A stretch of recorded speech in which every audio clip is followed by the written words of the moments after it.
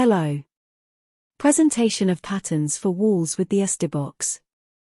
Run ZHH command and select the pattern to apply.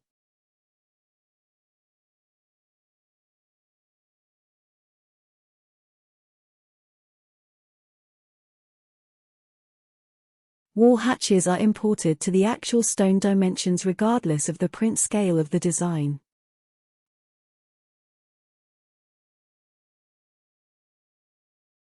For this pattern I disabled the normal setting to show you what to do in the event that example, you want the window to be excluded and you didn't set it before.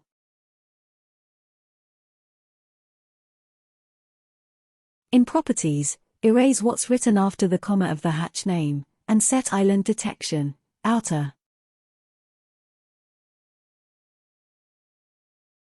Printing adjustments are done by sdbox automatically for high-quality results.